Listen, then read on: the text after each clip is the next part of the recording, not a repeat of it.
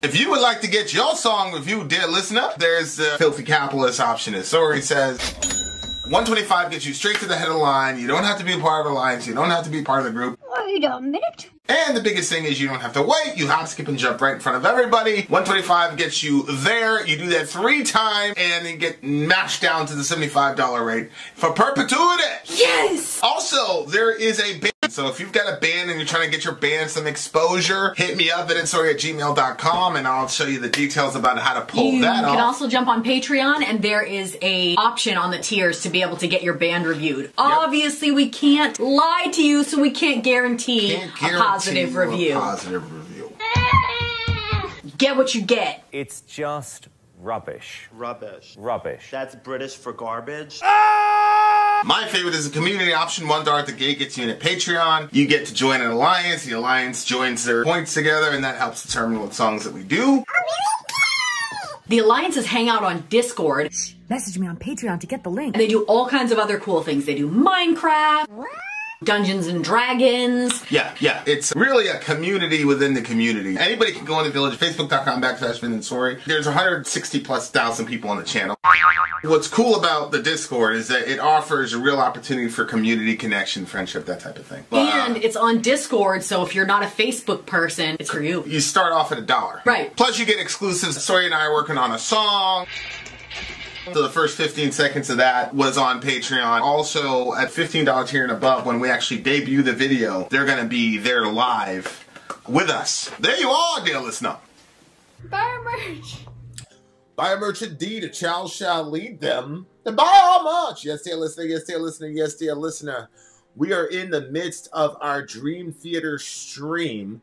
I am not a fan of Prague or Dream Theater, but I can be converted.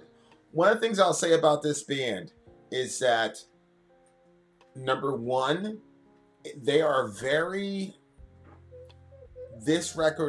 very underrated as far as being a heavy band. I think with Dream Theater, there's so much there to break down, and there's so much that your mind is probably only getting like 11% of what these guys are actually putting out the first time you hear a song. And so there's so much to say about Dream Theater that them being a heavy band is not something that people talk about. At least I don't talk about it, or I don't think about it when I hear about Dream Theater. So that's one of the things I've learned, is that dude has some chops. Like they can get busy. They just don't have an instinct to go for the jugular. Is what I've found. And you guys know me. I'm a jugular type person. Okay. We've got 2 more songs on the list. The next song is, oh no, we've only got 2 songs left. The next song is The Ones Who Help to Set the Sun. Oh, interesting. That is such an interesting title. It sounds like nuclear war or something. Oh, that's so interesting. The ones I was looking at it as like the sun. The beings that helped put the sun up there. To set the sun. Yeah, you said it like in the beginning of time. Oh, that was what I pictured.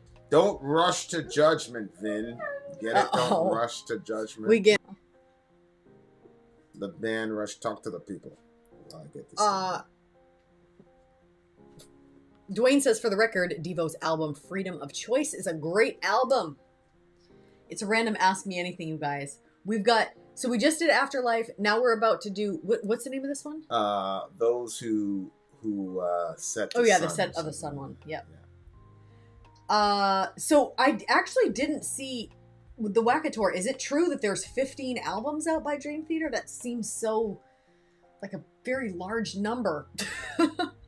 That does seem like but I mean, if that was around, this record's been around since 1989. I mean, and they're still around in 2023. Yeah, I mean, it's definitely possible. It's possible. It just seems like that's a lot, but I mean, it's definitely less than an album a year.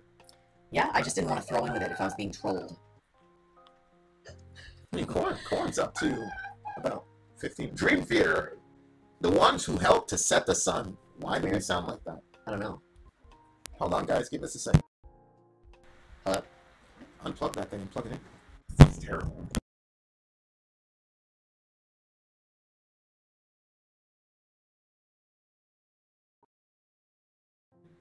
Oh. That should be going green. Okay, yeah, we're good. We're back. All right. Good. Sorry, we usually have our filter up so you guys can't hear what our voice really sounds like. Right. And you guys got it, came through for a couple of seconds. But we're back. I've got my fake Sori voice. He's got his fake Vin voice. Well, that's what Kellen Dry said. Their AI Unmasked! sounds have been unmasked. It's like that thing that we saw where the girl was like a supermodel, then like he shape-shifted in like this 45-year-old guy, and he's remember that one where he's like a balding 45-year-old guy, and then they took the picture with him Oh no! to blackmail him. You probably I don't don't remember this. Yeah, we're gonna have to rewatch the episode. Yeah, it's pretty terrible, pretty dramatic. Here Oh we my go. gosh, you're talking about the show. Yeah. Yes, I do remember. It was horrifying. All right, the ones who set the sun, dear listener. Here we go.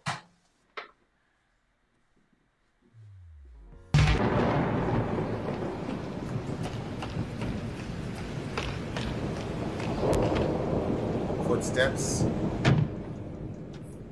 This is very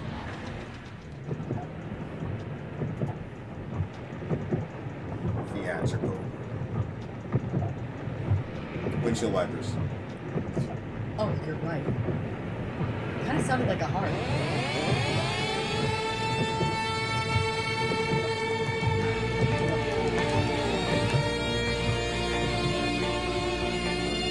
Feeling this.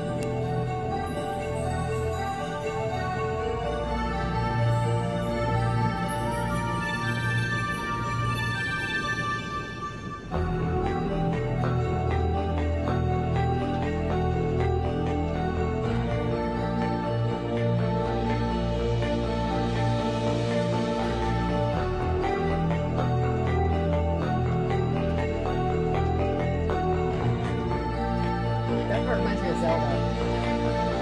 Oh, great.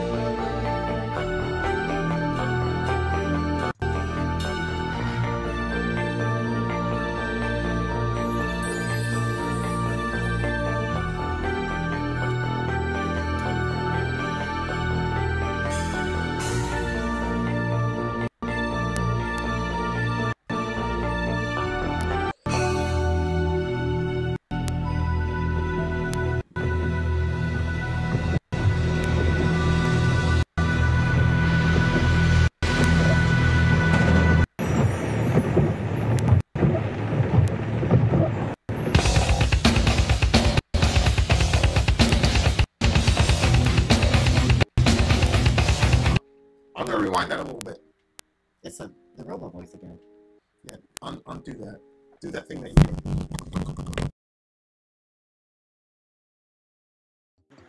Yeah. there we go.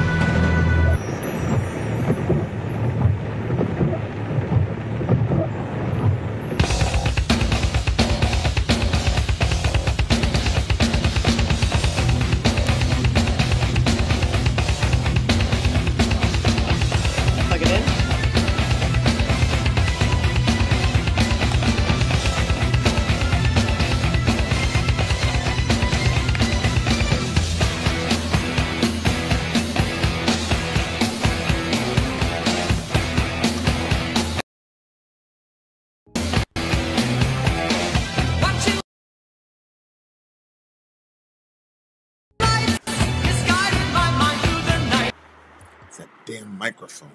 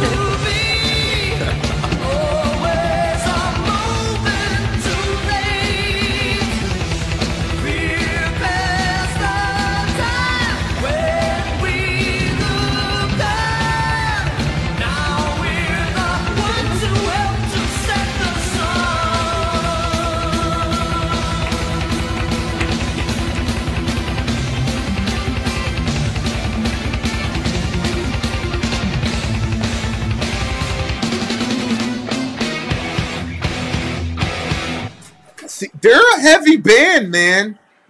They're a heavy band, dude. Dream Theater's a heavy band. It's a discovery I have made. Now I'm not particularly certain what. This is a fun one. Yeah, everybody's like, oh, this is the John Petrucci. This solo is very Vin-like. That's right. People are like, what solo are you talking about? This is one of the greatest solos in the world. Actually, that solo is inspired by another solo. I forgot the guy's name, but this guy did a solo like 6 months ago that if you are in guitar YouTube, like you know what solo I'm talking about. I forgot the name of the guy. I forgot the name of the band, but that guy did a solo. He's been in the game for like 20, 30 years. The one that you were constantly like you watched a bunch and then it switched your playing? No, that was Nail on the Scars, and that wasn't a solo. That was just the way they put songs together. Okay. But like that solo was crazy. It was making all the rounds, and that's what inspired that solo. I'm like, I'm gonna play it as fast as I possibly can for as long as I can possibly can. It's crazy. Why sometimes like he's dripping in sweat. And you're just like, you're going crazy with that thing. Because my technique is bad. Instead of like technique, you're just muscling through it. You know what I'm saying? Oh, really? That's what's happening? I mean, think about it. Like if that was proper technique, then all the fast guitarists would be all big, strong dudes, right? But they're all skinny and small. And it'd be one thing if they were skinny, like they're burning all these calories, but they all have like guns, right? They don't. They just skinny. But that was a really extended. Yeah, but Yngwie Malmsteen, I mean, like interesting. You know, like they don't. It's a lot of it's just your wrist and your fingers. It really is. But like, if you have bad technique, you just muscle everything. Well, why don't you just get better technique then? I know that sounds like so obvious, but is it like it's very difficult to get the better technique? Well, no, I'm improving. But if you want to play fast, for a very long extended what do you mean time, the technique? The angle of your wrist, or I don't understand. Yeah, how you hold your wrist, how you hold the pick, all that. Like I'm doing a lot of this action where your whole arm, and it's not really, that's just bad. It's bad technique. That's why my sweep suck and all the rest of it. I don't care. It's just, I'm going to get better. It's just one of those things. What did you think the song was about? I just want to point out, the Whack-A-Tour says that Dream Theater does 2.5 to 3 hour shows.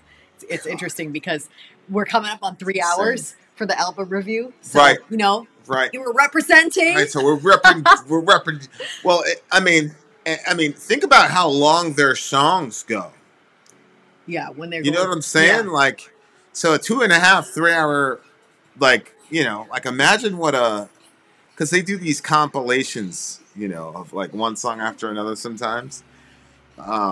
That's incredible. What did you think the song was about? Well, let's read. Watching my window, I was led like a child as the roadway. Oh, right. It started out sounding like a car. I didn't catch that. I thought I was like convinced it was the sound of a heartbeat. A little bit.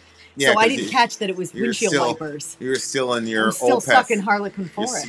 Still stuck in. Yeah, well, I mean that same riff is still being played from when we listened to that shit like 5 years ago. And it's still doing it. Yeah, it's just going up. Down. Ben was like, he needs to rehear Harlequin Forest. Like, I would rate it lower now. Anyway, okay. Check out Troy Grady if you want to improve your technique. I'm literally going to write that down right now. So, as the roadway lamplights misguided my thoughts through the night, a shadow of limits, we were racing the rain. My hands held the wheel. My eyes tried to hold their place. That part was a little... Okay, so I pictured... That was like... I pictured it was at night. There's a lot of rain. It's kind of like this bluish kind of hue to the night. Mm-hmm. And my hands to the wheel, my eyes try to hold their place. Like, it reminded me of when we're doing long drives. And when I say long, I mean, if we're driving 24 hours, Vin will drive 22 and a half of that. And I will do the remainder. And even in that little bit of time, I start getting really, really sleepy, like almost 15 minutes after I start driving, if I know it's going to be a long drive. I don't know why, it just makes me feel tired. So when I read that part, it reminded me, because I'm like, unroll the windows, put the cold air on me, turn the music up, really try to focus. And so when he said hands to the wheel, my eyes tried to hold their place. Like, it just reminded me of our travel times. There must have been a time when I thought that you were watching. It had to be when my senses lost control. I thought I'd slipped away. I thought I could still feel us moving. It must have been a cloud no bigger than a man's hand. Yeah, that's. I think I don't know what's. I think he's talking about either a nuclear attack or some crazy natural disaster. But I'm pretty sure it's a nuclear attack. You know, like a mushroom cloud. Oh. And he's talking about, like, they're in the car, they're trying to get away. It looks like from the blast. For every reason I risked my life to come back to you. It's locked behind your door. You're my immunity outside, and I watched you burn. Heavy hearts were bleeding, and cry for help, a familiar voice. My melting hand streaked the glass. Holy shit. So it just sounds like they got hit in a nuclear, and he's just talking about the last moments of what happens in a nuclear, you know, attack. My melting hand streaked the glass. Yeah, I mean, your body, you know, I mean, you melt. I mean, you're mostly water. You know what I'm saying? You're like what? Like yeah. 3/4 water Yeah. is the human body. And so... As I walked away, I wondered what had really happened. And it's interesting because the Wackators said that the songs kind of bleed into each other. Yeah. So the song before was Afterlife. Right. And this that's song interesting. is apparently they died in a nuclear attack. And look, he says, as I walked away, I wondered what had really happened. Had I run out of time? Did I push myself too far as my last step fell? I felt my hands upon the wheel. Had I come back to life, or did I ever leave at all? Then he says, in higher lives, we seem to be always a moment too late. We're past time when we looked on. And then it says, we're past the time when we looked on. Now we're the ones who helped to set the sun, this time for real. So maybe he had been having constant dreams about a nuclear attack. Because that's what I guess it, you know, kind of from the beginning, that those who helped to set the sun would be those who... Yeah, you talked about something nuclear. Yeah, it would be you ended humanity. Mm-hmm. Like you were the guy. This is what I talked about in the previous thing about like the microbes. Mm-hmm. Like the microbes are going to inherit the earth if everything goes the way that these people think it's going to go, right? And so it's like we've had a... And again, like... Shit. Well, see, that's what I thought of when I first heard it. One of the guys was sleep driving. That's what inspired the song and the band. Yeah, I mean, I can definitely see that happening. But like, yeah, like it's the ultimate issue, right? Like, you die in a nuclear assault, and then like, what happens like right after that? I think it's really cool. We just got done seeing this movie, After Death. Yeah. And it was all these peoples from all these different backgrounds, different religions, different races, different ages, different genders, different. And it's their experiences after death. Mm-hmm. And you've got recorded conversations of people talking about being completely lucid, completely conscious, looking at themselves from a high place, not recognizing themselves, you know, initially, and then being like, holy shit, but then when they see it, they're not worried or anything. They're just kind of like watching themselves out there. They get the feeling they don't that feel the panic that everybody else does in the room. Well, yeah, but 23% of them were bad. Yeah, 23% of them. And they did feel panic. This one guy was talking about how, when he was disembodied, that he went down. It was he was initially in the hospital. It was like a sixth sense in where he was trying to talk to his wife, and his wife wasn't responding to him. That's right. That's how that started. And then it wasn't that he went down initially. He had to go outside the room. That's right. And then he said he couldn't go back inside, and there were all these dark people, and they were basically telling him, come on, you have to go with us now. And so he kept walking and walking with them, and it was like he was walking forever, like, we're not in a hospital anymore. And so he asked them one more question or said, something, "Where and we they going?" were like, they like got and then aggressive with him. they got aggressive, told him to shut up, and then just told him to keep going. Like, he had a very dark experience. Is man. that when they started tearing him or something? That's when they started tearing him apart. He said, and that's when he called out to God. And well, but where was it when he went down, and that was when the he guy tried that was to make doing it the cocaine, or he was overdosing on heroin or something? And He then he was- said, "I'm a good person." right? Because he "This started can't-" remembering the stuff I think that he had done wrong in his life, but then he tried to like. Is that what he had started, happened? Well, or he am I- started falling down, and he said, because he had overdosed, and he said, this can't be happening to me, because he was falling down this giant whatever. It was getting darker and darker. Hole. And then he was saying, "This can't be happening to me. I'm a good person." And he said, when he said that, he started falling faster. Yeah. And then he finally called out to God, and he says, "God, if you're out there, I'm screwed. I need your help. I'm fucked otherwise." And that's when things changed He for said him. that the light came down. It like flew down from up Faster high than he was falling. and grabbed him and then pulled him back out of there or something like that. It's definitely a worth the watch, I think. I actually was like, if there would have been a way to do a watch along with that, I would have loved to do that. Yeah, like it's a I'm very glad that he's like confronting these issues. Mm-hmm. You know, unfortunately now, you know, we're kind of still dealing with the after effects of being part of, you know, a mass shooting event.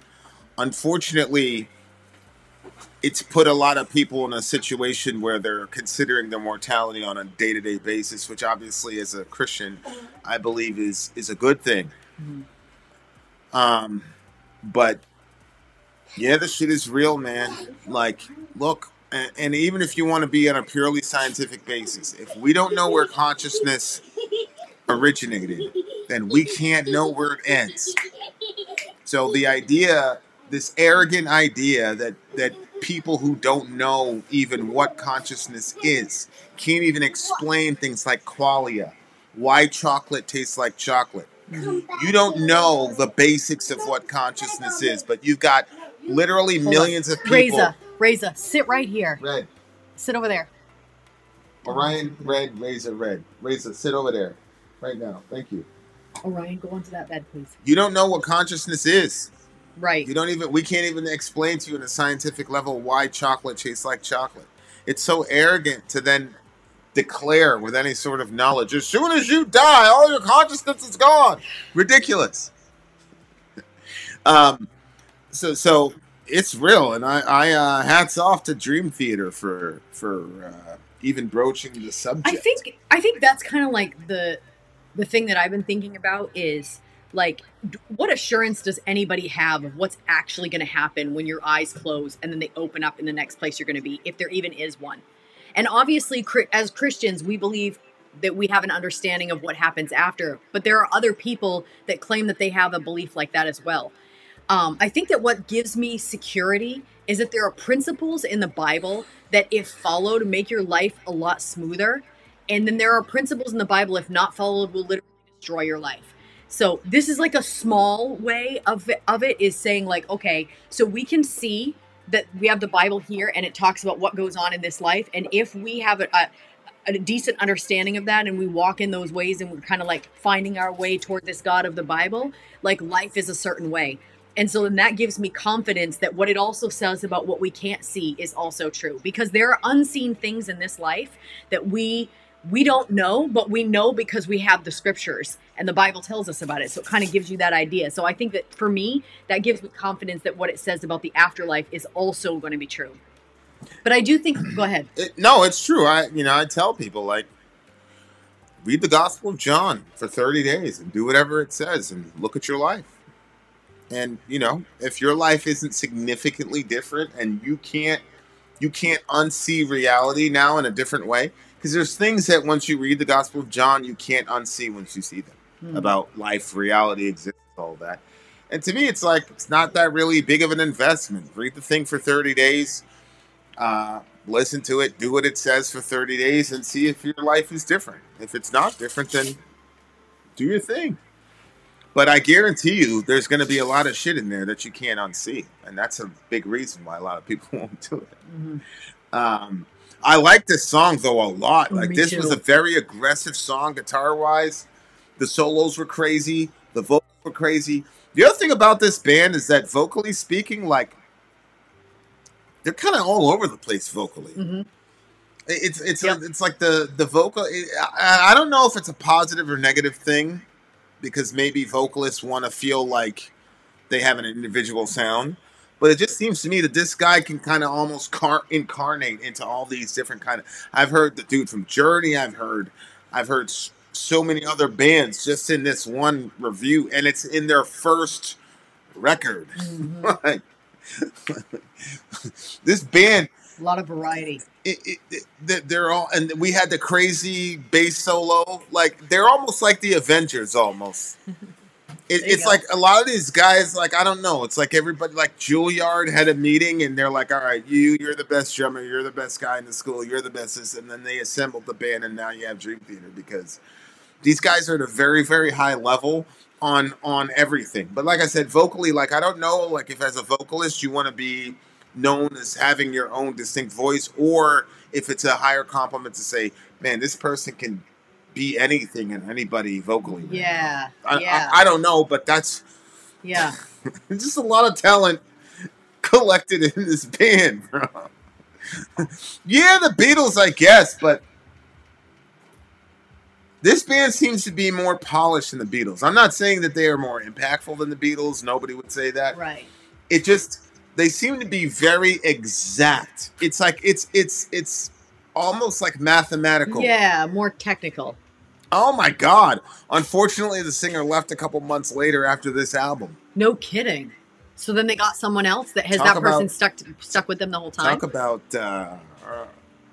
you were in one of the biggest bands of all time. He was just at the beginning. And you were just at the beginning. What the hell? What are you doing? Yeah. My bad, bro. But holy shit! I mean, you're bad. You left one of the biggest bands in the world. This is a 9.9 for me. Actually, I really like this one. Yeah, this song was crazy. Definitely the best one of the night. I even like the title. I really like the title. Yeah. Son of a bitch. 9.7, dear listener. 9.7. We've got one more song coming, dear listener. We'll be right back. One more song. Thank you guys for sticking with it. Kellen, Joss, Ben, all you beautiful people. We're coming back. We got one more song. Stay exactly where you are. Do not freaking move.